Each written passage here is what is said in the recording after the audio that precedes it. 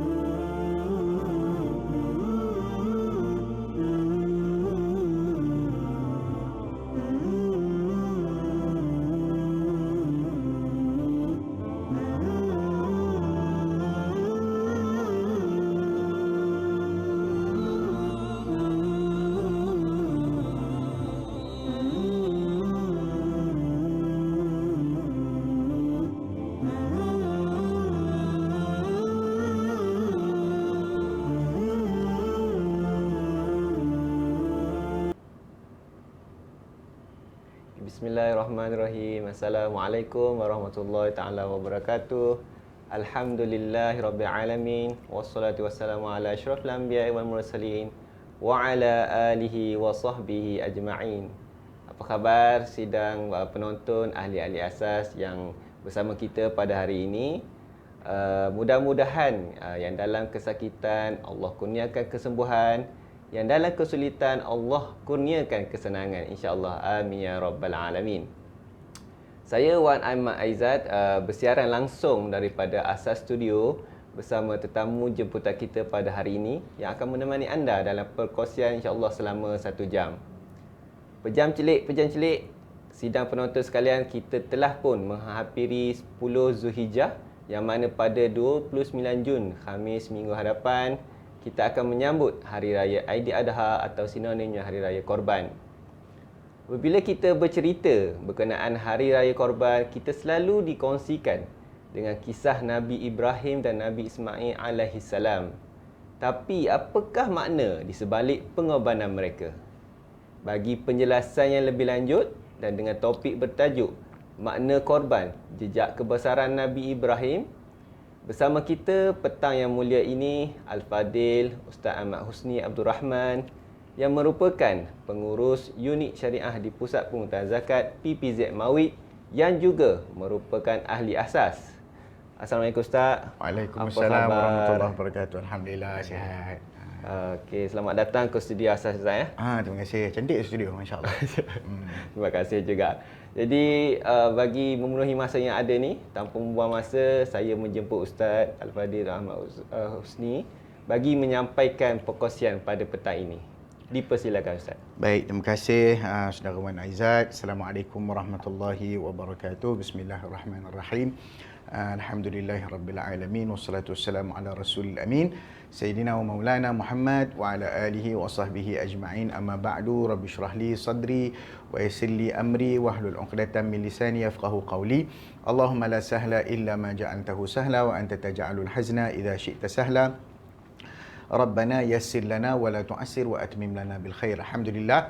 Pertama-tamanya syukur kita kehadrat Allah Subhanahu Wa Taala dengan limpah rahmat, inayah dan juga bantuan dari Allah juga dapat sama-sama kita meneruskan kehidupan, dan pada hari Jumaat yang penuh dengan keberkatan ini, marilah sama-sama kita merafakkan lagi kesyukuran kepada Allah.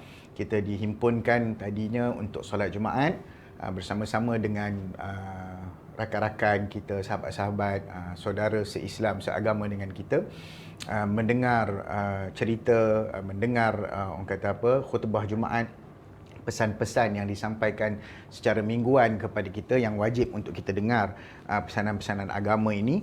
Dan seterusnya kita pada petang ini sempat pula untuk kita sama-sama berhimpun dalam medium yang saya kira pada hari ini menjadi medium yang pentinglah dalam penyebaran ilmu, dan medium yang sesuai untuk kita dalam suasana kita bekerja di mana-mana, working from everywhere. Bukan working from home je, WFE, working from everywhere. Kalau tambah I, wife dia jadi ya.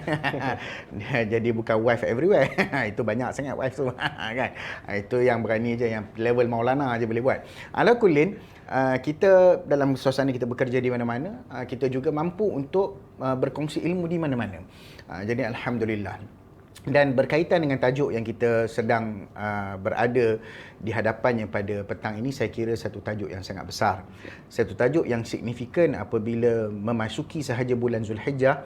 Sudah tentu perkara yang paling utama untuk kita bincangkan adalah berkaitan dengan pengorbanan, dan makna pengorbanan itu sendiri berdasarkan kepada satu kisah yang agung, kisah yang berkaitan dengan seorang Nabi yang ulung, seorang Nabi yang disebut sebagai ulul azmi, salah seorang Nabi yang dinobatkan sebagai salah seorang daripada Nabi yang ulul azmi, iaitulah Nabi Allah Ibrahim alaihissalam.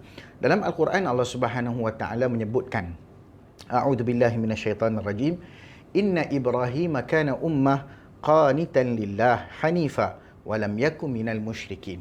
Allah Subhanahu Wa Taala memuji premis Nabi Allah Ibrahim alaihissalam, satu susuk tubuh manusia yang mana diberi julukan Khalilullah, teman rapat Allah Subhanahu Wa Taala. Yang mana Ibrahim ini Allah Taala sebut kana ummah. Dalam tafsir Ibnu Katsir rahimahullah menyebutkan apa maksud ummah. Kalau kita direct translation kepada apa yang disebutkan, kana Ibrahim, inna Ibrahim kana ummah. Ibrahim itu adalah satu umat, a nation in one man. Itu bahasanya. Ada satu buku yang menarik ditulis berkenaan dengan ayat ni, a nation in one man. Satu umat, satu negara dalam tubuh badan satu orang manusia. Maknanya kalau ada satu negara tu, kalau ada satu umat dalam satu tubuh manusia, apa maksudnya? Itu bermaksud di dalam cerita kehidupan Nabi Allah Ibrahim itu mengandungi cerita-cerita umat, mengandungi kisah-kisah yang terkait rapat dengan kemanusiaan, terkait rapat dengan manusia seluruhnya, terkait rapat dengan segala cerita yang berlaku dalam kehidupan manusia, ujian-ujian yang berlaku, kekeluargaannya, dari sudut pemerintahan, dari sudut kepimpinan, dari sudut ujian-ujian yang berkaitan dengan kehidupan, cerita-cerita yang berkaitan dengan perjuangan, pengorbanan dan sebagainya. Maka Ibrahim itu adalah satu umat, dan disebut dalam tafsir Ibn Katsir, apa maksud umat? Umat dekat sini maksudnya al-imam yuqtada bihi, satu bentuk ketua ataupun imam yang dijadikan panutan ataupun ikutan. Maknanya banyak dalam cerita Ibrahim AS ni banyak ikutan dan panutan yang kita boleh ambil sejarah hidupnya, sehinggalah ia lahir daripada keturunan Nabi Allah Ibrahim AS. Itu Nabi kita sendiri Muhammad sallallahu alaihi wasallam. Dan bagaimana kesan-kesan Nabi Allah Ibrahim tu masih jelas di bumi Makkah Al-Mukarramah untuk dijadikan sebagai pengiktibaran. Maqam Ibrahim itu sendiri, wattakhidhu min maqami Ibrahim musalla. Ambillah tempat makam, tempat berdiri Ibrahim itu sebagai musalla, sebagai tempat semayang. Kerana itu kita disunatkan selepas daripada kita tawaf, sunat tawaf tu 2 rakaat di belakang makam Ibrahim AS. Maknanya banyak keterikatan kita dengan Nabi Allah Ibrahim. Begitu juga Allah angkat sebutan Nabi Allah Ibrahim dalam tasyahud kita, dalam tahiyat kita. Kan? Allahumma salli ala kama sallaita ala Ibrahim wa ala ali Ibrahim wa barik ala Muhammad kama barakta ala Ibrahim wa ala Ibrahim fil alamin innaka Hamidum Majid. Maknanya sebutan Nabi Allah Ibrahim ini sangat rapat dengan kita, dan banyak peristiwa dan kisah hidup, dan seluruh kisah hidup Nabi Allah Ibrahim ini merupakan satu pengorbanan. Kalau kita cerita Nabi Ibrahim ni, korban dia dengan Nabi Ismail itu baru one part of his life. Sepanjang kehidupan Nabi Allah Ibrahim itu adalah merupakan satu pengorbanan. Sebab itu kita mulakan perbincangan kita ni, saya tadi sembang dengan saudara Wan kita, apa kata kalau kita buat benda ni macam interaktif. Saya sorang-sorang cakap tak syok juga, ada teman ni seronok sikit. Dia Wan akan tanya saya, kita nampak lebih interaktif kan. Jadi bila kita sebut tentang cerita Nabi Allah Ibrahim ni, saya mulakan tadi dengan firman Allah Ta'ala, Ibrahim ni umat. Jadi yang pertama sekali, kehidupan dia itu, perjalanan hidupnya itu adalah merupakan pengorbanan. Sebab manusia, dalam kehidupan manusia itu dituntut untuk berkorban. Dan disebut dalam kaedah ataupun dalam istilah pengorbanan ini adalah al-udhiyah ataupun al-adahi, iaitu sesuatu yang dijadikan mesti ada barang yang lepas, mesti ada kos yang lepas dalam hidup. Mesti ada perkara-perkara yang memang perlu ditinggalkan ataupun perlu dijadikan sebagai benda yang hilang dalam kehidupan kita. Itu antaranya. Dan pengorbanan Nabi Allah Ibrahim bermula daripada zaman dia. Ceritanya dalam Al-Quran kita tengok rintitan tu. Yang pertamanya apabila dia berhadapan dengan bapanya sendiri yang tidak mentaati Allah. Bapanya sendiri disebut dalam ayat itu, qala Ibrahim li abihi Azar. Bapanya Azar, ada kata itu nama bapanya, ada kata itu adalah gelaran kepada ketua kepimpinan kaum pada ketika itu, Azar. Atatakhidu asnaman alihah, kenapa kamu mengambil berhala-berhala ini sebagai Tuhan? Maknanya itu adalah perjuangan pertama, pengorbanan yang pertama. Dia nak kena korbankan perasaan kasih dan sayang dia, bukan secara total kepada ayah dia, tapi sedikit. Maknanya dia tahu ayah dia tak betul. Bagaimana contoh yang ni kita nak dilemakan pengorbanan ni kepada kita dengan keluarga. Kita sayang isteri kita, kita sayang anak-anak kita. Mampukah kita untuk menegur kesalahan mereka? Kan? Mesti ada satu part kita nak kena korbankan apa? Kena korbankan mungkin perasaan dia orang. Apa ni asyik kena tegur je. Kan? Mungkin ada timbul perasaan benci, tak suka. Itulah. Maknanya pergeseran ataupun sebagainya itu adalah perkara yang berlaku tanpa pergeseran, tanpa friction, mana mungkin sesuatu itu boleh bergerak. Kan? Nak bergerak tu kena friction dulu, baru boleh. Kena ada dia punya, kita panggil inertia dia dulu. Macam itulah, saya tak pandai lah sains, tapi begitulah keadaannya untuk kita meneruskan sesuatu dalam hidup. Jadi pergeseran, perkara yang tak suka, itulah yang ditunjukkan oleh sayangnya Nabi Ibrahim kepada ayah dia. Masya Allah, sayang. Tetapi kebenciannya terhadap apa yang dilakukan oleh bapanya, kerana dia tak mampu untuk menerima, menakuli kenapa ayahku buat begini. Itu yang pertama. Kemudian ujian yang seterusnya, maafkan saya. Ujian yang seterusnya, setelahlah dia begitu, dihalau pula oleh ayahnya. daripada kampung tersebut. Kemudian diteruskan dakwah, dibakar pula dalam api. Kan? Qulna ya nar kuni bardan wa salaman ala Ibrahim. Sesuatu perkara ajaib yang berlaku. Api yang biasanya membakar menjadi sejuk dan nyaman. Sebab tu Allah kata kuni bardan wa salaman. Jadilah sejuk dan selamat. Kalau Allah kata sejuk aja, api itu akan sejuk sampai jadi beku, sampai jadi ais mungkin. Sebab itu disebut salaman. Salaman macam mana? Macam kita duduk dalam aircon. Dalam studio ni lah, aircon sedap duduk kan. Masya-Allah. Jadi sejuk dan selamat. Nampak? Begitulah cerita Namrud. Kemudian ceritanya dengan Namrud. Bagaimana dia bermujahadah pula dalam kehidupannya. Sudahlah dia itu seorang insan biasa. Nak berhadapan dengan raja yang hebat. Seorang yang mempunyai kuasa. Ini mengajar kita bahawasanya kuasa itu bukanlah sesuatu yang tidak boleh disanggah. Kan? Oh, nanti kata ustaz ni macam nak radikal pula. Tak, bukan. Isunya adalah saya teringat, ini adalah juga kata-kata daripada almarhum Al-Alamah Dr. Yusuf Al-Qaradawi rahimahullah. Dia kata apa? Dia kata pemimpin ni bukan Tuhan yang kita tak boleh nak, orang kata apa, yang Tuhan ni semua benda kena ikut. Kan? Tuhan ni kesempurnaan, kamaliyah ada pada Allah Subhanahu Wa Taala. Tapi pemimpin dia bukan Tuhan. Maknanya kalau dia salah, dia perlu ditegur. Pemimpin yang salah perlu disanggah. Cara kita menyanggah pemimpin ada cara-caranya. Jadi bagaimana Nabi Ibrahim? Dia berkorban sebagai seorang rakyat yang melihat kesalahan yang berlaku kepada pemimpin dia, kesalahan yang berlaku kepada raja yang tidak mentaati Allah. Bagaimana dia berhadapan dengan raja tersebut, dan ialah kekuasaan Allah Subhanahu Wa Taala itu menunjukkan segala-galanya lah.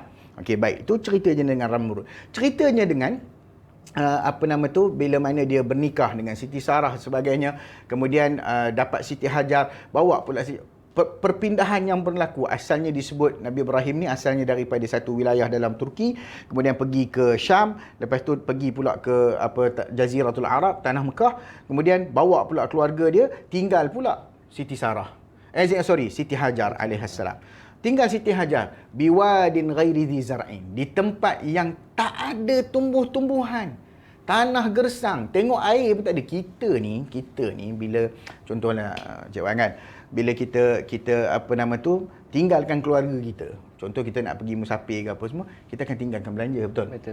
Dan belanja tu sudah tentu satu hari akan habis. Tapi kita tinggal tu pula, kita tinggal kat mana? Kita tinggal tepi jalan ke? Kita tinggal dalam rumah. Maknanya ada air, ada elektrik, ada macam-macam. Kalau tak ada benda dalam tak air, boleh buka, boleh makan lagi. Tapi tinggalnya Nabi Allah Ibrahim, tengok perasaan seorang suami. Apabila dahlah bawa jalan ribuan batu jauhnya daripada Palestin nak sampai ke Masjidil Haram, nak sampai ke Mekah itu. Sampai ke Mekah, duduk pula di tanah gersang, dikelilingi oleh bukit bukau. Kalau kita perhatilah kawasan tu kalau kita bersihkan minda kita ataupun pandangan kita daripada hotel-hotel yang ada sekarang ini di Mekah itu, kita gantikan hotel-hotel itu dengan bukit. Itu asalnya.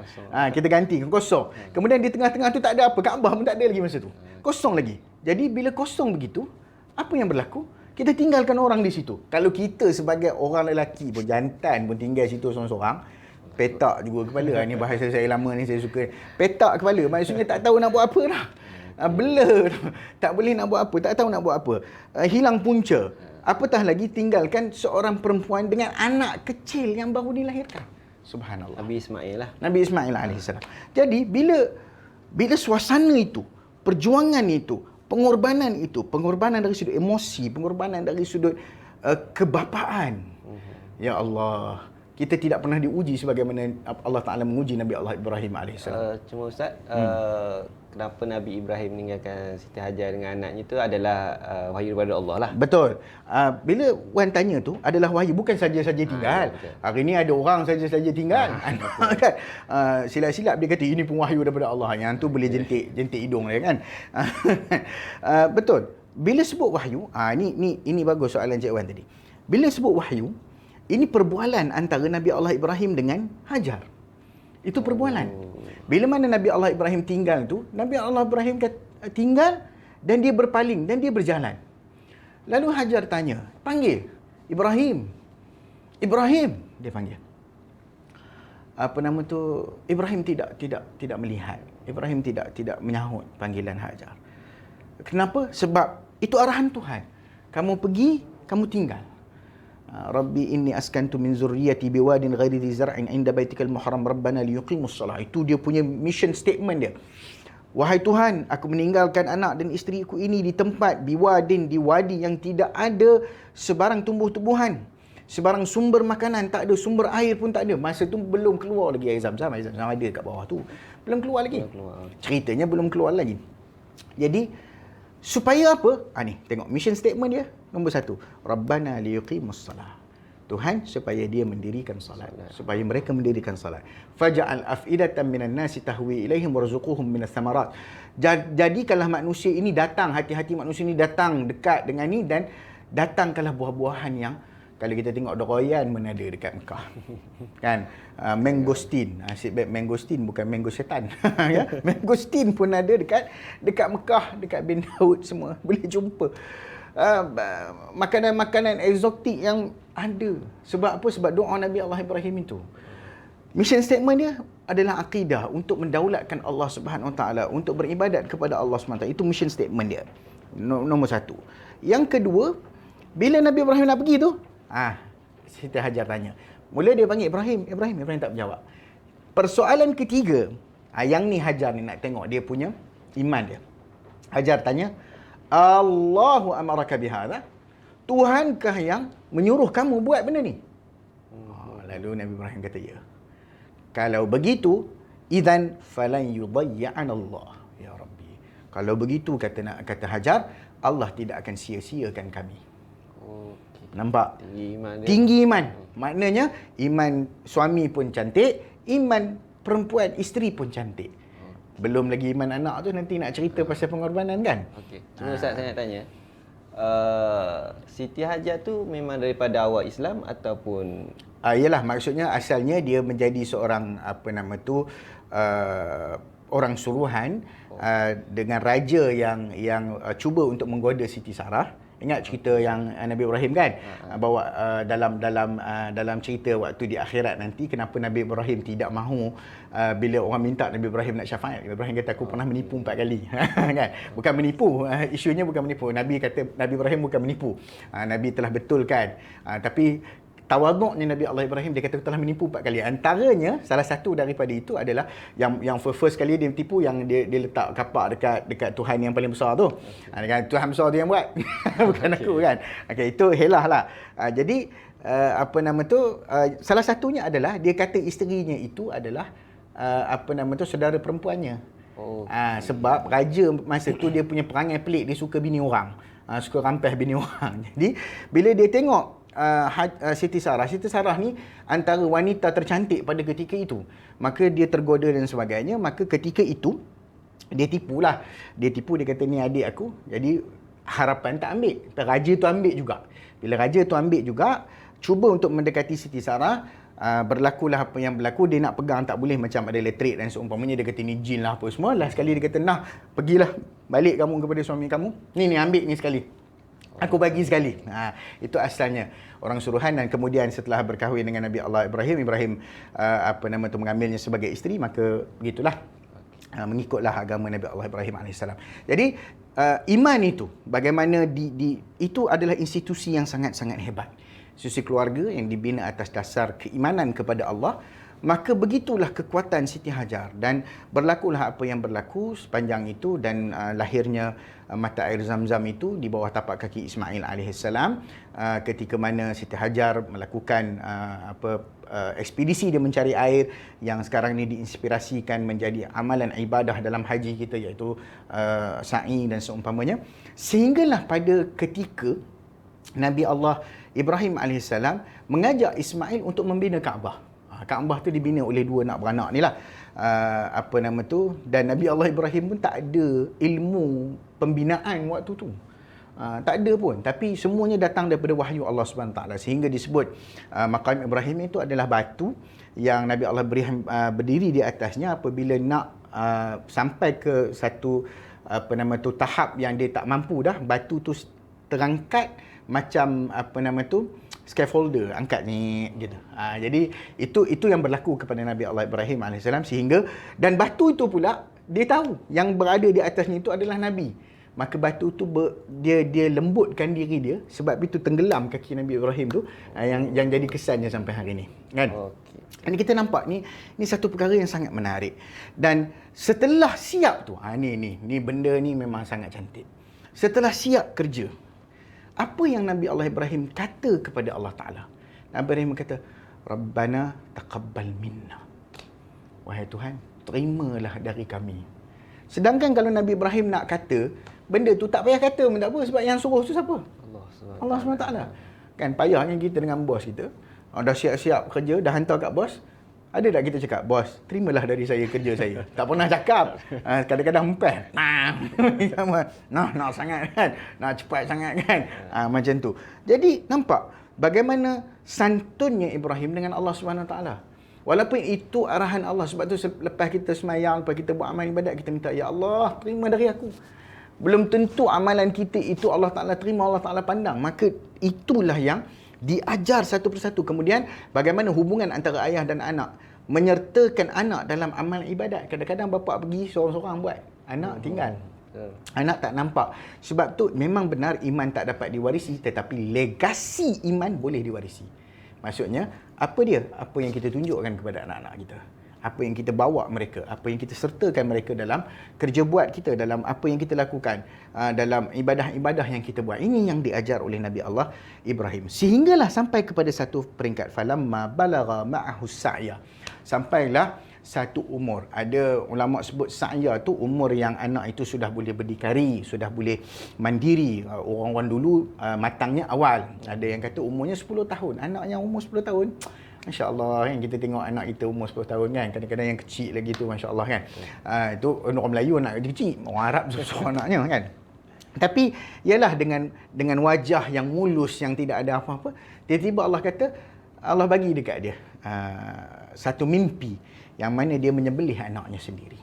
Maka Ibrahim faham. Dah lah dia berulang-alik daripada Palestin pergi ke Mekah.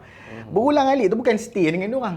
Balik, patah balik, patah balik. Patah balik sekali lagi cakap, ini ya bunayya inni ara fil manami anni azbahuk fanzur maza tara.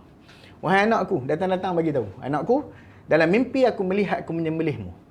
Maka hujung tu pertanyaan Nabi Ibrahim ya, pertanyaan Nabi. Fanzur maza tara. Apa pandanganmu wahai anak? Dia meminta pandangan. Selalunya mak bapak ni kalau nak buat satu keputusan kat anak, dia tak bincang dengan anak kan. Tapi Nabi Ibrahim Masya Allah, dia bincang. Tapi perbincangan itu bukan untuk menyatakan bahawasanya kalau anak aku kata, tak sampai nak sembelih kan, come on lah ya, tak kalah sampai nak sembelih kot kan. Contohlah kan, contoh. Bukan itu jawapan yang Ibrahim mahukan daripada Ismail. Tapi yang dia nak adalah, apakah iman Ismail ni sama tak dengan aku? Itu sebenarnya soalan itu, maqasid kepada soalan itu. Jadi bila Ibrahim tanya kepada Ismail, fanzur maza tara. Ismail pun kata, if'al ma tu'mar satajiduni insya-Allah minas sabirin. Ya Allah, wahai ayah, buatlah apa yang Tuhan suruh kepadamu, engkau akan mendapati aku insya-Allah daripada kalangan orang-orang yang sabar.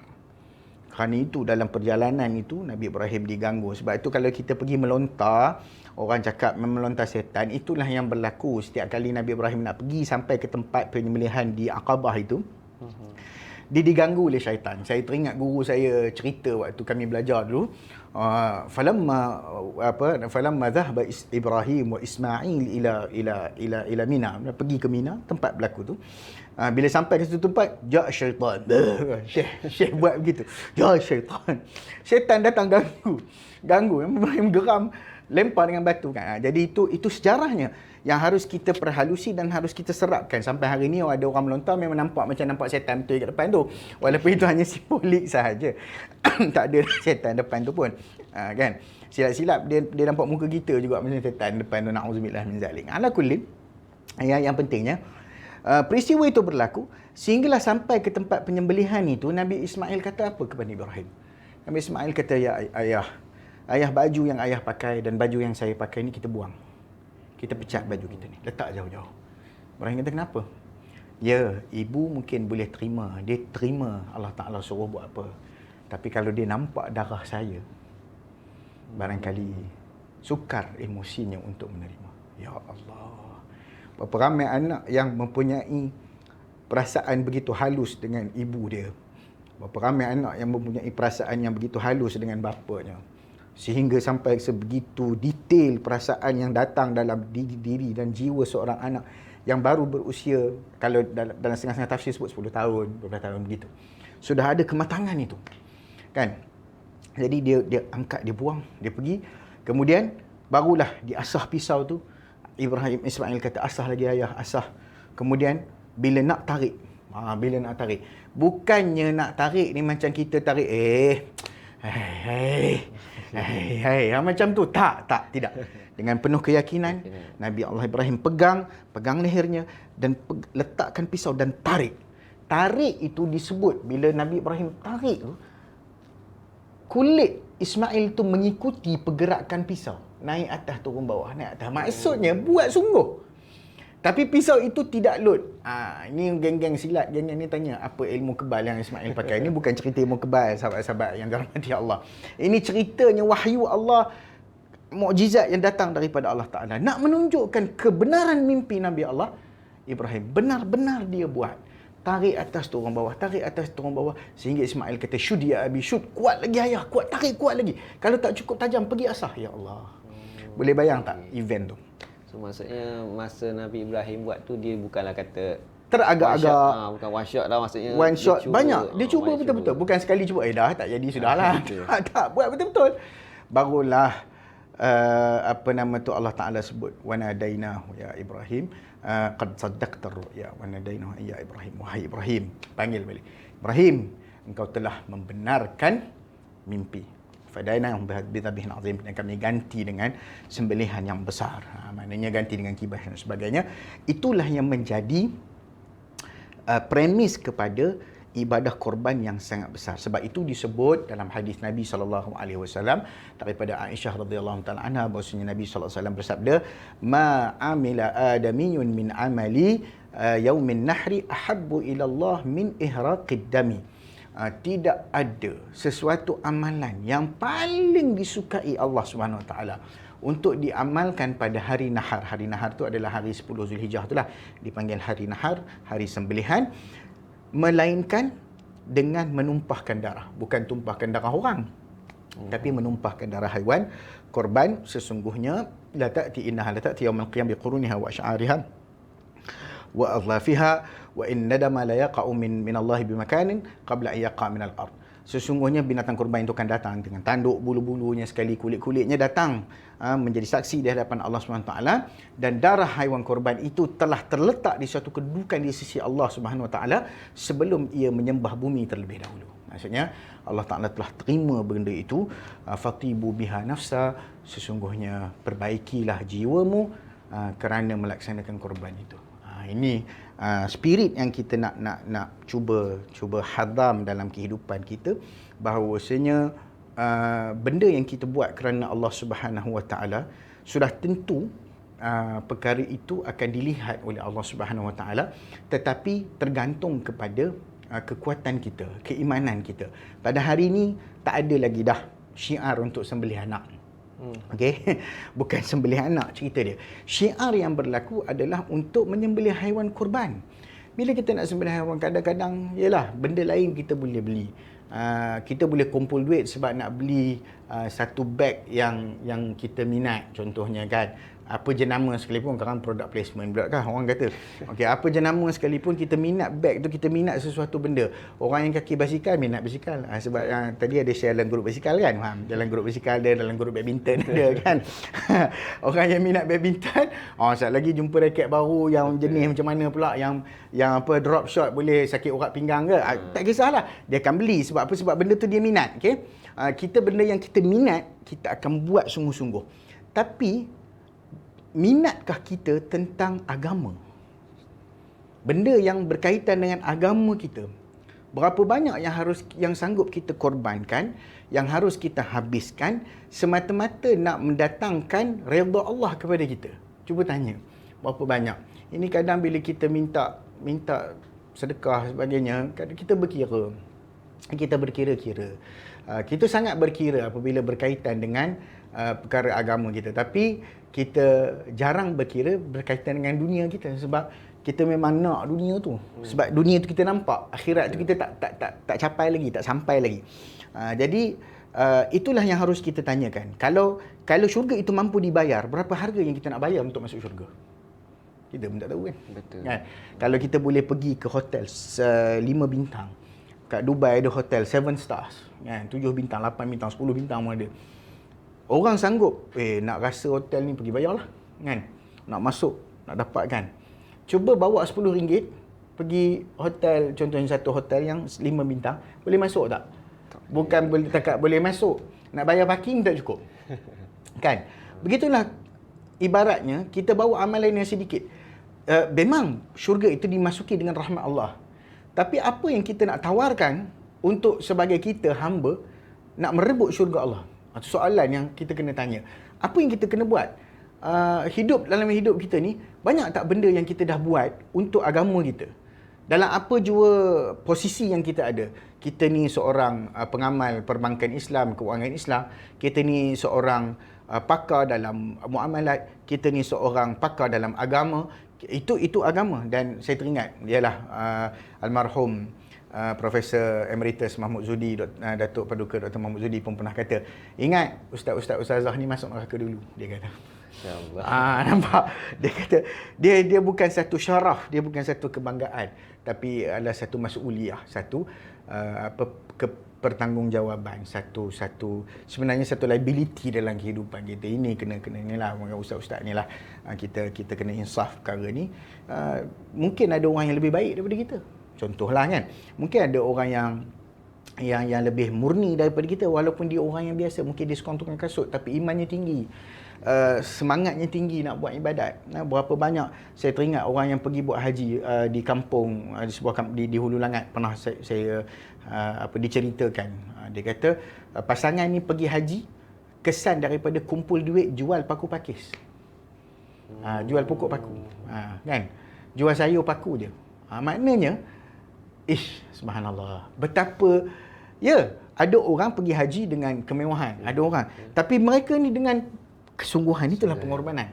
Berapa banyak yang, itulah soalan balik kepada kita dalam kapasiti yang kita, siapa pun kita, seorang tukang sapu, seorang pengamal ini, seorang arkitek, seorang engineer, seorang accountant, siapa pun kita, apa pun watak yang kita ada kat dunia ini, semua watak itu tertumpu dan berbalik kepada satu, iaitu hamba Allah. So macam mana? Kan, how are we going to please Allah Subhanahu Wa Taala? Itu yang soalan yang harus kita tanyakan. Apa lagi aku nak buat untuk kita nak menjadikan Allah suka kepada kita, Allah redha kepada kita. Radhiyallahu ta'ala anhum wa radu anhu. Allah Ta'ala redha kepada mereka sebagai sahabat Nabi SAW. Allah redha kepada mereka dan mereka juga redha kepada Allah. Kita nak redha dengan Allah Ta'ala ni pun kita kadang-kadang tak lepas. Kan? Maksudnya macam ni. Kenapa Allah bagi aku ujian macam ni? Kenapa? Why? Soalan yang saya tanya. Tapi orang tak pernah tanya why not. Orang tanya why, tapi why not tak pernah tanya. Why not? Kenapa tak boleh ujian tu sampai kat aku? Kan? Sampailah. Saya yang bercakap ni selalunya saya khawatir. Sebab apa? Bila kita bercakap tentang ujian, pasti akan ada ujian yang datang untuk menguji kita. Manusia akan diuji. Innamal usri yusra. Ma'al usri yusra. Allah mengulangi itu kerana pattern itu ada dalam hidup. Ada tenang dan ada tegangnya. Ada bila kita bertenang, ada saat kita dilanda ketegangan, stres, ujian, ada masa-masa itu. Itulah warna-warni dalam kehidupan yang harus kita lalu, yang mana manusia ni tidak akan sentiasanya berasa tenang. Orang yang tenang sangat ni bahaya juga, high kot orang kali. Jadi tak ada masalah. Tak ada masalah, aku tak ada masalah, okey. Ni kena check lah sama ada ketum belakang rumah ke ataupun ganja ke, kita tak tahulah. Tapi ala kullin, begitulah dalam kehidupan kita ini, mengambil inspirasi pengorbanan daripada Nabi Allah Ibrahim AS, dalam erti kata kita dalam hidup, kita sebagai seorang pekerja, kita sebagai seorang majikan pun diuji, pekerja pun diuji, ya. Kita sebagai ahli keluarga, seorang anak kepada ibu bapa, anak pun diuji bila ibu bapa sudah tua dan sebagainya. Ibu bapa juga diuji, mereka sudah tua, anak-anak dah matang, dah membesar. ahli keluarga, adik-beradik juga diuji. Semua orang diuji dalam kapasiti masing-masing. Jadi bagaimana kita menghadapi ujian itu dan bagaimana kita berusaha untuk mendatangkan redha Allah dalam kehidupan kita. Itu persoalan. Allah alam. Okey. Baik hadirin yang dirahmati sekalian, panjang lebar jugalah Ustaz Husni bercerita pada hari ini. Banyak kisah-kisah yang bagi saya banyaklah yang kisah baru yang saya dengar, yang sebelum ni saya tak pernah dengar. Jadi untuk teruskan acara kita, kita buka untuk sesi soal jawab. Hadirin boleh yang di Zoom boleh menaip di ruangan chat ataupun unmute mikrofon untuk bertanya soalan, ataupun yang sesiapa yang berada di FB, Facebook Asas, bolehlah bertanya di ruangan komen. Jadi sementara menunggu soalan daripada hadirin sekalian, saya ada beberapa soalan lah yang ingin ditanyakan kepada Ustaz. Yang pertamanya, kita tahu pada 10 Zulhijjah ada yang melaksanakan haji, dan pada sama ada yang melakukan ibadah korban. Jadi apakah kata dalil atau sumber dua ibadah ni dilakukan pada tarikh yang sama? Okey. Kalau kita tanya dalil secara nak tengok 10 Zulhijjah memang tak ada lah. Okey. Tetapi inspirasinya secara umumnya Allah Taala sebut dalam Al-Quran, dua-dua ni dirangkumkan dalam satu ayat yang sama. Okay, nampak dia punya sequel dia. Iaitu dalam suratul Hajj ayat 27-28, a'udzubillahi minasyaitonirrajim, wa adzim fin nasi bil hajji ya'tuka rijalan wa ala kulli dhamirin ya'tina min kulli fajjin amiq liyashhadu manafi'a lahum wa yadhkuru ismallahi fi ayyamin ma'lumatin ala ma razaqahum min bahimatil an'am fakulu minha wa at'imul ba'isal faqir. Okey, apa dia? Wa adzim fin nas bil hajj. Panggillah manusia untuk melaksanakan ibadah haji. Ini pun cerita Nabi Allah Ibrahim. Bila dah siap Kaabah tu semua, dah siap Kaabah, Allah kata azin, panggil manusia. Dia kata, ya Allah, inna sauti, suara aku tak sampai pun, tak lepas pun bukit-bukit ni. Dia kata, inna ma'alaikal adhan wa alainal balagh. Kamu sampaikan saja, kamu seru, yang sampaikan dalam hati manusia itu kami, kata Allah. Nampak Jadi orang yang kata tak ada sampai seru dia nak pergi haji dan seumpamanya tu, bahaya dah tu. Sebab apa? Takutnya Tuhan tak sampaikan lagi dalam hati dia. Itu hati-hatilah, jangan banyak sangat buat alasan tu. Ya'tu karijalan, akan datang kepadamu manusia, wa ala kulli dhamirin, dalam setiap kenderaan yang ditunggang, min kulli fajjin amiq, daripada seluruh pelosok dunia yang jauh, liyashhadu manafi'a lahum, untuk menyaksikan manfaat kepada mereka. Manfaat haji lah ya. Manfaat dari sudut ekonomi macam-macam. Wa yadhkuru ismallahi fi ayyamin ma'lumat, dan mereka ini mengingati Allah pada hari-hari yang termaklum. Okey. So tadi haji, yang ni kan dia nak pindah kepada amalan-amalan dalam permusiman haji dan dalam 10 hari yang utama dalam bulan Zulhijjah, iaitu ayyamil ashr, 10 hari yang pertama itu. Ala ma razaqahum min bahimatil an'am, iaitu atas apa yang mereka diberi rezeki daripada binatang ternak, fakulu minha, makan sikit, dan yang lain semua sedekahkan. Ini kompleks. Tadi haji, yang ni korban. Okey, nampak kan? Dua tu saling interact, saling terkait, keterkaitannya antara satu sama yang lain. Kemudian Allah Taala sebut fasalli rabbika wanhar, semayang, kemudian lakukanlah ibadah korban. Semayang tu bila? 10 Zulhijjah lah. Kan? Dan haji pula, orang yang haji pada 10 Zulhijjah itu mereka akan buat apa? Mereka akan melontar jamrah Aqabah. Dan juga orang-orang yang dihaji juga, kalau yang terbaik mereka ada masa ketika itu, yang kena buat dam dan sebagainya, mereka akan lakukan dam pada hari tersebut lah. Itu paling baik. Bukannya kata hari lain tak boleh buat, tapi itu paling baik. Dan orang yang berkorban juga, orang haji juga disunatkan untuk berkorban juga walaupun dia pergi haji. Kan, kalau dia buat korban, kalau dia boleh sembelih sendiri pada hari tersebut. Jadi ini adalah perkara yang kalau kita sebut tentang dalilnya, menunjukkan kepada masa yang sama, dua ibadah yang disyariatkan kepada kita. Okey, terima kasih Ustaz. Okey, belum ada soalan lagi. Okay. Untuk soalan seterusnya, saya baru terfikir jugalah tadi. Memang Nabi dan Rasul kita ada ujian masing-masing. Betul. Mungkin ada di kalangan kita ataupun di kalangan mungkin non-Muslim lah yang mempersoalkan kenapa Nabi atau Rasul diuji sebegitu rupa. Okey. Jadi apakah kata nak jawablah soalan yang mungkin nak kata sampai terus kepada dia orang, taklah secara yang proper lah pada non-Muslim. Baik. Sebenarnya untuk menyampaikan dakwah kita kepada orang bukan Islam ni, ia memang satu ujian ataupun satu perkara yang menjadi cabaran kepada kita orang Islam. Kita selalunya menjadi pengguna Islam yang baik untuk diri kita, tetapi kita jarang menjadi pemasar Islam yang baik untuk orang lain. Kan? Jadi bila nak jawab tentang kenapa nabi-nabi ni diuji, kita boleh jawab simple dengan cara mudah bahawasanya ujian yang datang kepada manusia ini adalah sesuatu yang untuk menguji manusia. Kita kata to get a pure gold, it has to be burn. Dan nak leburkan emas ni kena 1000 darjah Celsius. Nampak Kalau kita nak bawa kepada dia lah, okay? Untuk dapat purity of the gold. Hari ni yang kita tengok, you see the yang glitter, yang nampak cantik kan. Sebelum jadi cantik tu apa berlaku? Dia membakar, dia kena diuji. Begitulah manusia. Untuk mendapatkan yang terbaik daripada manusia, ia perlu diperah. Sebab itu ada Syekh Salah Abdul Fattah Al-Khalidi tulis dalam dalam kitab dia Al-Khittatul Barraqah lidin nafsi tawaqah. Dia kata wal asri, dia terjemahkan wal asri itu, al asr tu bukan sekadar masa, tetapi bermaksud juga perah. Maknanya manusia ni kena diperah kehidupan dia untuk dapatkan yang terbaik. Macam kain, kita kena perah betul-betul baru kering. Begitulah hidup manusia kena perah. Tebu, kalau kita makan tebu gitu hilang dahaga. Tak. Tapi tebu kena buat apa? Nak lalu dulu kan? Lalu mesin dulu. Kemudian lalu pula ais bertukar daripada suhu tu kepada suhu yang sejuk, barulah manusia boleh menikmati. Begitulah. Kalau kita nak jawab lah. Tapi nak jawab dengan hadis Nabi SAW pun boleh. Terjawab je. Our Prophet Muhammad SAW says. Nabi kita cakap. Nabi kata apa? Kalau Allah Ta'ala suka pada sesuatu kaum, Allah akan uji mereka.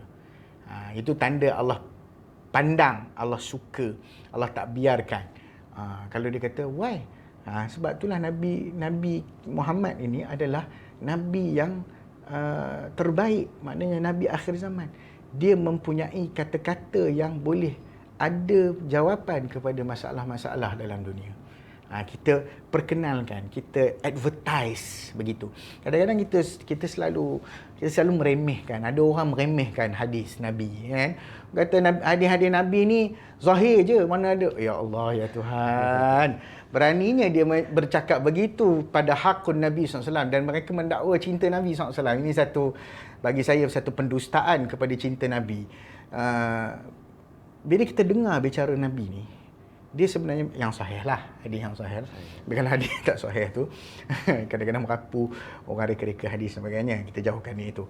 Bila kita mendengar bicara yang sahih daripada Nabi SAW, hadis-hadis Nabi yang sahih, sebenarnya itu rawatan kepada kita. Dan kadang-kadang kita takut nak cakap, terutama kepada orang bukan Islam. Takut sangat bila kita sembang dengan orang bukan Islam. Okay, I'll see you tomorrow. Kita tak cakap pun, insyaAllah. Siapa? Dia orang Islam boleh ke? Apa pasal pula? Kita cakap je lah, insyaAllah we'll meet you tomorrow. Tapi ada yang non-Muslim yang cakap. Yang Muslim yang cakap pula, malu kita kan. Okay. Saya pernah kena tegur ada seorang non-Muslim kan, bila saya cakap begitu, dia kata, you always say insyaAllah. Yes, of course. Because we we can never know what will happen to us tomorrow. Only if Allah SWT will. Kan? Maknanya kalau Allah dah bagi, baru kita boleh buat. Kan? Our life is totally under the hands of Allah SWT. Dia nampak benda tu satu kualiti. Jadi bila kita kena sebut kualiti, kita kena bangga betul-betul dengan Quran, kena bangga betul-betul dengan hadis. Inilah yang sepatutnya kita buat sebenarnya, menyampaikan. Dan Nabi SAW tugas dia adalah dia untuk balar, kan, untuk menyampaikan kan. Quran tu disampaikan. Macam mana orang kafir nak tahu tentang Quran kalau kita tak bacakan kepada mereka? Kan? Baca ni bukan pergi taranum sebelah orang kafir. Tak. Na'udzubillahi minasyaitonir rajim. Pergi sebelah orang kafir. Tidak. Itu boleh juga buat. Apa maksudnya? Kita sampaikan the essence of Quran kepada mereka. Sama ada daripada kita punya karakteristik sebagai orang Islam, orang Islam yang tepat masa. Why? I think you are always punctual. Why? Because Allah said in the Quran, wal asr. The importance of time. The important. Barulah, subhanallah, hebatnya. Nampak Islam tu cantik bila kita tahu dan kita mempunyai satu evidence kenapa kita buat benda tu. Itu sebenarnya kita kena bangga. Seriously, we have to be proud of apa yang kita ada. Okey, baik. Terima kasih Ustaz. Okey, tadi kita banyak bercerita tentang kisah Nabi Ibrahim, pasal haji. Mungkin ada bukan kisah lah, ataupun isu-isu yang berbangkit semasa dalam proses menjalani proses korban penyembelihan lah. So mungkin ada beberapa soalan yang berkaitan semasa hari korban tu sendiri. Okey. So mungkin satu, bagi penyembelihan lembu lah. Bolehkah seseorang untuk mengambil lebih daripada sebahagian korban tu? Biasa kita tahu 7 bahagian lah kan. Seseorang tu mungkin nak ambil 2, 3. Okey. Kita macam ni. Satu bahagian korban, sebab satu lembu wal badana tu, satu lembu tu boleh dipecahkan kepada 7 juzuk. Okey, maksudnya 7 juzuk tu 7 bahagian lah. Dan kalau dia korbankan seekor lembu, dia nak ambil 2 bahagian. Okey, selagi mana 2 bahagian itu mengikut mazhab Imam Syafi'i tidak melebihi 1/3. Imam Syafi'i dia bagi 3. Dia bagi 3 ya. Pertama sekali makan sendiri. Yang kedua, disedekahkan kepada fakir miskin. Yang ketiga, disedekahkan kepada siapa-siapa sahaja. Orang kaya pun boleh. Okey. So pecah 3. Ini ijtihad ulama dalam mazhab ya. Maksudnya dipecahkan 3. Itu yang terbaik. So untuk be on the safer side, apa pun jumlah yang kita ambil, kalau kita korban seekor lah. Okey, kalau kita korban seekor. Maknanya kalau kita nak ambil 2 bahagian daripada 7, banyak tu 2 bahagian tu. Dia nak simpan mana peti air dia. Okey, ataupun dia nak ambil tu dia nak bagi. Nak ambil nak bagi tak apa, kalau untuk ambil untuk self consumption. Kalau dia tidak melebihi 1/3, it's okay. Masih lagi okey. Tapi kalau kita korban 1 bahagian, kita nak pergi ambil 2 bahagian, tak boleh lah. Kalau 1 bahagian je kita buat. Dan 1 bahagian tu juga, daripada 1 bahagian tu pun pecah 3 lah. Sebab kalau kita dah ambil 1 bahagian, contoh kita ambil 1 bahagian korban. 1 bahagian korban hari ni kat Malaysia 850. Ya, 800 tu. Kita buat satu bahagian. So kita ambil bahagian kita daripada situ pun pecah 3 juga. Tapi bila kita kata 1/3 bahagian tu, adakah timbangan tu ada perlu tepat ataupun agak-agak? Dia more or less lah. Kalau orang tu tepat-tepat pula nak nanya orang yang nak buat kerja tu kan susah juga. Dari sudut ayat dia bahagi ayat tu in general, fakulu minha, makan sikit, wa atimul ba'isa, bagi yang lebihnya itu kepada, maknanya kita faham daripada ayat tu minha tu bukan kalau dia kata ba'daha, sebahagian tu mungkin 1/2. Tapi dia kata minha, ambil sikit. Jadi Tuhan ni bagi isyarat kepada kita, ayat tu bagi isyarat kepada kita, makanlah setakat yang kita boleh makan, kan? Bukan untuk kita tahan setahun punya makan, cerita dia. Tapi kalau kita apa nama tu, sunnah dalam pengorbanan ni, sebab itulah bila kita berkorban bukan untuk diri kita, hatta kalau kita buat korban tu korban yang wajib, contoh korban nazar ataupun korban yang dah ditentukan, korban haiwan kita tu, sebab hukum korban ni sunat muakkad dan boleh jadi wajib. Wajib tu kalau kita ada binatang ternakan, kita pergi pegang 1 ekor ataupun kita tunjuk, ni korban aku tahun ni dekat kambing tu. Itu maksudnya kambing ke lembu ke, itu dah jadi wajib lah kita buat tahun tu. Ataupun kita bernazar untuk buat korban. Jadi bernazar untuk buat korban, tunjuk tu, itu dah dikira sebagai wajib lah. So benda yang wajib kita tak boleh makan. Korban wajib kita tak boleh makan. Tak boleh ambil sikit pun. Kalau apa nama tu buat sup, tak boleh makan sup. Maknanya tak boleh makan daripada daging tu lah. Tak boleh makan daripada daging tu. Jadi ceritanya kita yang boleh diambil ni adalah korban sunat. Korban sunat kita boleh makan sikit dan yang selebihnya kita bahagikan. Jadi yang kalau yang korban wajib tadi tu kena sedekah. Wajib kena sedekah. Sedekah semua. Kena sedekah semua. Kepada fakir miskin ke? Kepada fakir miskin dan kepada siapa-siapa. Lah. Boleh. Tak ada masalah.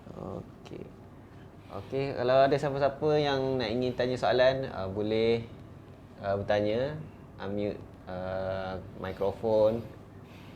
Dekat Zoom kita ada ramai jugalah ahli-ahli kita. Kalau ada. ataupun boleh tulis di ruangan chat. Ada orang faham dah semua ni. Bagus. Alhamdulillah.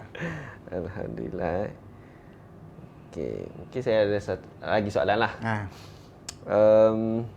Bolehkah kita melakukan korban dan niatnya ke atas orang lain? Contohnya yang sudah meninggal atau yang masih hidup lah. Siapa-siapa lah. Siapa-siapa. Okay. Yang pertama kita harus faham ibadah korban ini adalah ibadah yang terkait dengan individu. Dia terkait dengan individu. Maka ia perlukan keizinan sebelum kita buat bagi pihak yang satu lagi lah. Kalau kita nak buat untuk orang hidup, contohnya untuk mak ayah kita, untuk siapa-siapa yang disyariatkan untuk berkorban lah, maka kita kena bagi tahu ataupun minta izin. Okay. Kalau yang tak ada keahlian untuk minta izin tu, kita buat je lah. Cuma siapa yang tak ada keahlian? Anak-anak kecil lagi kan, baby. Cakap dengan baby pula, minta izin ya. Maknanya orang yang boleh bagi izin lah. Orang boleh bagi izin. Siapa? Mak ayah kita ke, contoh kita nak buat untuk mak ayah kita. Maka mintalah izin. Minta izin. Dia izinkan baru boleh buat bagi pihak dia. Kalau dia tak izin, dia tak wakilkan kita, maka kita tak boleh buat bagi pihak dia. Dari segi bayaran untuk korban tu? Kalau kita nak bayar tak apa. Boleh, tak ada masalah. Cuma kena minta izin dulu. Apa-apa mesti diizinkan. Jangan nak buat surprise. Jangan surprise lah, tak sah. Kan, pada muka. Barulah surprise betul. Jadi, kena minta izin dulu. Bagi yang mati, dalam mazhab Syafi'i ada dua pandangan yang utama yang saya boleh rumuskan lah. Pandangan yang disebut sebagai pandangan muktamad dalam mazhab Syafi'i, iaitu tidak boleh buat korban untuk orang mati. Itu pandangan muktamad. Tetapi pandangan yang tidak muktamad, namun ada wajah dalam satu wajah dalam mazhab Syafi'i, dibolehkan untuk kita berkorban atas orang yang telah meninggal dunia, diniatkan atas dia, tapi bila kita bagi nama tu, bagi nama orang hidup lah. Bagi nama orang hidup lah. Okay? Bagi kita niat pada orang mati. Ada setengah-setengah kata bagi nama orang mati tak apa. Jadi, yang pentingnya kita dah memang betul nak buat untuk orang mati tu, maka dibolehkan atas dasar hadis Nabi SAW. Seorang yang bertanya perihal mak dia dah meninggal, dia tanya kepada Nabi SAW, "Atasaddaqu anha?" Boleh tak aku nak sedekah kepada dia, untuk dia? Nabi kata na'am, boleh. Jadi buat korban ni anggap sedekah kepada si mati. Berdasarkan pada hadis tu, maka satu pandangan daripada mazhab Syafi'i membenarkanlah untuk kita buat korban bagi si mati. Tu nampak macam ada soalan tu. Abaikanlah apa-apa yang di komen sebelum tu. Okay, ada satu soalan di chat ya. Salah Ustaz Husni kacau berkata. Boleh bagi komentar tentang bekwah atau kenduri lah. Daging korban di kawasan kejiranan. Tapi kejiranan kita itu majoritinya Cina ataupun dalam kata lain bukan beragama Islam. Apakah dibolehkan dalam keadaan tersebut? Terima kasih. Baik, terima kasih soalan daripada ni. Untuk yang tak faham maksud bekwah, dia berasal daripada perkataan big work, iaitu kerja besar, yang merupakan kenduri sebenarnya. Dia kena bubuh subtitle juga tu. Alhamdulillah. Baik. Pertama sekali, default setting. Okey, dalam hukum ni, pertama sekali kena faham nombor satu, default setting. Lepas tu, yang kedua, ada tak dia punya exception? Okay. First kali, default setting. Default setting untuk korban hanya untuk orang Islam. Okey, tu default setting. Okay, default setting. Dalam hukum yang kita panggil hukum asas, memang disedekahkan kepada orang Islam, dimakan oleh orang Islam. Sebab apa? Sebab itu kita punya ketaatan kita kepada Allah Subhanahu Wa Taala. Adapun nak bagi kepada orang kafir dalam bentuk kenduri dan seumpamanya, dekat sini ada perbincangan. Saya rumuskan begini untuk mudahkan kita faham. Jika ada majority, kalau dia minority ataupun tak ramai, setengah-setengah kata boleh dibuat dalam bentuk ramai, dibuat, dimasak dan diagihkan begitu. Ataupun orang datang panggil makan. Bukan diberi dalam bentuk takrim, kemuliaan ataupun israf. Maksudnya kita bukan siap-siap buat bungkus-bungkus pergi bagi kat dia. Yang tu ditegah juga, tak boleh. Maknanya dalam bentuk yang nampak macam kita memuliakan dia, nak bagi macam tu. Packaging whatever kita berbagi. Dulu ada isu waktu PKP tu kan, buat korban boleh terbagi kepada poli-poli, termasuk poli bukan Islam. In general begitu, ada yang membenarkan secara general. Tetapi untuk be on the safer side, yang ni walaupun ada kebenaran secara umum, tapi untuk menjadikan benda tu secara kita nak keluar daripada khilaf yang yang besar. Okey. Nak keluar daripada khilaf, untuk kita buat apa? Kita campur masakan kita tu dengan daging yang lain. Kita tak payah asing pun. Orang kata masak asing. Kalau boleh buat gitu lagi baguslah. Kan, masak asing. Tapi tak adalah pula waktu kita nak hidang tu untuk non-Muslim saja. Nanti orang berasa hati nak pula. Okey, untuk dalam kawasan kejiranan yang majoriti, kalau kes soalan ni, saya tertumpu pada soalan ni, kalau majoriti, better still kita campur dengan daging yang lain.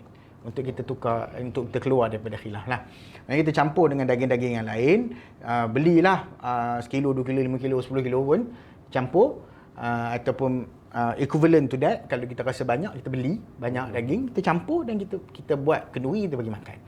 Itu lebih utamalah untuk kita keluar daripada khilaf. Pada ulama yang tidak membenarkan langsung daging korban ini dimakan oleh orang kafir.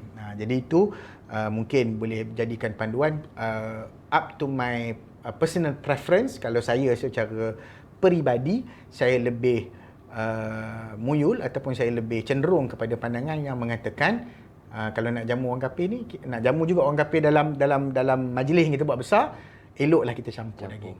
Itu saya punya personal preference lah. Wallahualam. Okay, baik. Terima kasih Ustaz. Mungkin kita ada dalam 5 minit lagi. Jadi mungkin soalan terakhir lah. Untuk sesi petang ni.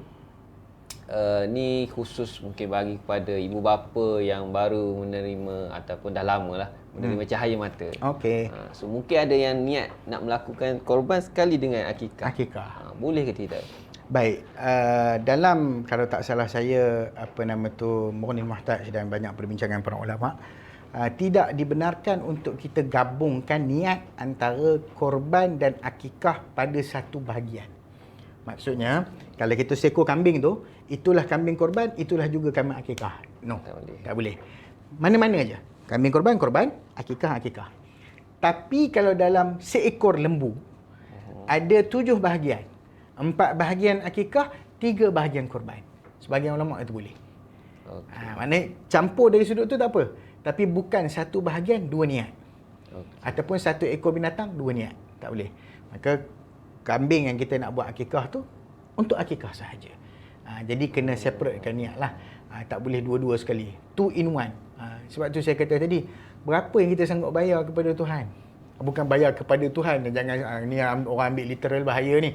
Bayar untuk memuaskan kehendak Allah Ta'ala.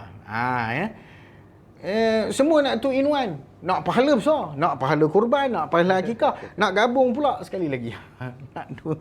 Nak juga dalam satu. Yang nak kurbannya seekor je, kan? Apa salahnya buat 2? Contohnya, kumpul duit, setengah-setengah orang kumpul duit. Saya pernah dengar ada satu kampung kumpul duit, tahun ni buat untuk 7 orang, tahun depan 7 orang yang lain. Nampak? Maknanya bersungguh dia. Family kita kumpul duit, ajak anak-anak, jom kita menabung tahun ni untuk korban. Kan? Menabung, buat. Siapa tak buat akikah lagi, jom kita buat akikah. Kan? Kalau yang anak sudah besar, kalau dia dah ada duit, dia boleh buat untuk diri dia sendiri, tak ada masalah. Kalau ayah yang mungkin sekarang baru ada kelapangan masa, dia nak buat untuk anak dia, tak ada masalah juga. Jadi tengoklah, kita buatlah priority. Mana-mana tak apa. Mana satu lebih baik, Ustaz, kurbankan akikah? Selalu orang tanya macam tu, mana satu lebih baik? Yang terbaik adalah buat. Bukan tinggal. Itu je. Buat je. Buat. Mana-mana pun, semuanya itu kita buat kerana apa? Kerana Allah Subhanahu Wa Taala. Jadi mana-mana pun akan sampai kepada Allah. Itu yang paling utama. Wallahu a'lam. Mungkin saya nak sambung satu lagi soalan. Ya, insya-Allah boleh. Bila kata buat korban, sekarang ni banyak platform untuk melakukan korban secara fizikal ataupun secara online. So mungkin mana yang lagi elok kata buat secara fizikal di sini, di Malaysia, di kawasan kejiranan, tapi mungkin kawasan dia tak ada buat, so dia buat online di luar negara. Okey. Pertama sekali kita kena tengok dari sudut keutamaan. Keutamaan ya. Yang utama kita buat di tempat kita. Sebab apa? Sebab syiar itu perlu dibangunkan di kawasan kita berada. Kadang-kadang setengah orang terlalu tertempu buat tempat lain, tempat dia tak buat. Tak ada. Waktu mahal lah tempat itu. Ya, memanglah harga lembu dekat sini. Nama pun Malaysia. You never, rumah mahal semua mahal. Kan? apa nama, kalau pergi banding dengan negara lain, dalam euro lagi korban dia. Meninggal kita. Saya pernah tengok satu harga, saya tengok dekat bawah ni, bawa balik pada ni. Tengok dekat Vienna ke mana. 300 euro. 300 euro kali dengan 5 itu 1,500 satu bahagian ataupun satu ekor. Satu ekor kambing 1,500. Saya kata, "Ui, boleh tahan." Kan bagi dia orang mungkinlah 300 euro ya murah lah, bagi orang yang bergaji euro nampak macam murah lah kan. Tapi bila kita convert pula 5.2. Aduh, subhanallah. Kita tahu lah, ya Allah, banyaknya. Besar kan? Jadi begitu. Jadi kita buat korban, utamakan tempat kita. Sebab orang kata tempat kita selalu orang makan, bukan isu selalu makan kambing, selalu makan daging, whatever. Tak, isunya ibadah tu. Syiar tu, hidupkan tempat kita. Itu yang paling utama. Tapi tak salah untuk kita buat kat tempat lain. Dengan syarat nombor satu, tempat kita tu selesai. Kalau dah ada orang buat macam-macam, okey tak apa. Dan bukan kita sengaja memilih yang murah. Selalu orang buat kat luar ni sebab apa? Sana lagi bagus. Jimat kata dia. Tu dia. Padahal dia mampu nak buat 800.5 ataupun 800. Alah 800 tu siap-siap dengan upah. Yelah, betul lah. Orang tu akan ambil lah upah dia. Sebab dia tak boleh ambil upah daripada daging korban. Memang perlulah kita bagi. Ingat senang ke nak sembelih, nak lapar? Penat tu. Nak numbangkan lembu, awak buat sendiri tengok. Kan? Saya pernah lah, maknanya selalulah pergi juga. Kalau boleh setakat ni, korban-korban ni saya sembelih sendiri. Jadi, tahu periknya, penatnya orang nak buat kerja satu hari. Dia minta upah, bagilah. Itu yang sewajarnya, kata Sayyidina Ali radhiyallahu anhu, bagi upah. Bagi upah kepada dia, bagi upah yang lain. Barulah dia semangat. Kan? Dia buat kerja tu betul-betul kerja dia. Bukan senang nak asah pisau, nak lapah, nak tumbang. Penat. Tapi tak boleh daripada daging. Tak boleh daripada daging, tak daripada kulitnya, tak daripada tanduk. Apa-apa saja yang dalam binatang korban tu, semua tu tak boleh diberikan upah. Tapi kalau contoh macam biasa kepala lah, kepala orang tak nak. Tak nak. Bagi dia boleh, dia boleh ambil daging korban tu, tapi bukan upah. Ambil sebagai bahagian orang bagilah. Maknanya bahagian sedekah orang bagi tu dia boleh ambil. Kepala orang tak nak kan. Dia ni memang pakar masak kepala. Baik punya buat sup. Sup otak udang pula. Otak lembu memang kan. Pipi lembu. Ini tak cerita lah. Nanti petang-petang lapar pula dah kan. Jadi cerita dia, orang buat tu dia pandai buat. Bagilah kat dia. Tapi bukan upah dia. Upah dia bagi yang lain. Okey, so itu yang pertama yang harus kita ni. Dan yang dekat luar jangan sengaja pilih yang murah. Sebab sengaja pilih yang murah ni bagi saya satu benda yang tak sewajarnya kita lakukan. Dah lah kita nak minta pahala yang besar, minta diskaun pula. Kat kita tu, part kita tu diskaun. Sengaja pilih yang murah bagi saya itu satu yang tidak beretika. Tapi kalau tak mampu, contohnya kita tak mampu 800. Kita tengok ada korban ni lah 250, 300. Aku boleh ni. Tak apalah. Buatlah yang kat luar tu. Sebab apa? Sebab yang tu yang dia mampu. It's okay. Tak ada masalah. Okay. Alhamdulillah. Terima kasih Ustaz, penerangan yang sangat jelas untuk kita semua, insya-Allah. Hadirin yang dikasihi semua, nampaknya masa mencemburui kita, dah 1 jam berlalu. Jutaan terima kasih Ustaz atas perkongsian yang amat bermanfaat pada petang ini. Jutaan terima kasih juga atas kehadiran sokongan tuan-puan yang pada bagi program petang ini. Kami berharap kita semua mendapat sesuatu ilmu yang baru pada hari ini dan dapat dikongsikan ilmu tersebut kepada yang lain, insya-Allah. Jadi sebelum menutup, saya nak minta kepada mana penonton yang berada di Zoom untuk kita buka kamera untuk ambil gambar sekejap secara beramai-ramai. Okey, kalau sini ada Cik Rezwan, Cik Sharif, minta untuk buka kamera lah sekejap untuk kita ambil gambar. Masya-Allah, masya-Allah. Cik Arif Amin. Ni geng-geng CXA ada ni satu kelas ni. Syekh Ashraf Misran ada. Ni Syekh Ashraf, masya-Allah. Ni orang hari Senin nak jumpa katanya. Geng-geng Alliance ni. Kak Aiman ada, Hazwani. Saya baik kat bawah tu Azimah Hasan. Kalau Aznan Hasan saya tak bercakap lah tadi. So Iman ambil gambar. Kelu lidah untuk berkata-kata. Masya-Allah. Okey, kita ambil gambar 1, 2, 3. Kali lagi semua tunjuk best sikit. Thumbs up. 1, 2 3. Okey, terima kasih banyak-banyak. Kami minta maaf jika ada sebarang kekurangan. Sesungguhnya yang baik itu daripada Allah Subhanahu Wa Taala dan kekurangan daripada diri kami sendiri insya-Allah. So, kita tutup program kita petang ini dengan surah Wal-As dan tasbih kafarah. Subhanakallahumma wa bihamdika asyhadu an la ilaha illa anta alladziina aamanu wa 'amilus salihati wa tawassaw bil haqqi wa tawassaw bis sabr. Assalamualaikum warahmatullahi wabarakatuh. InsyaAllah kita jumpa lagi di lain program.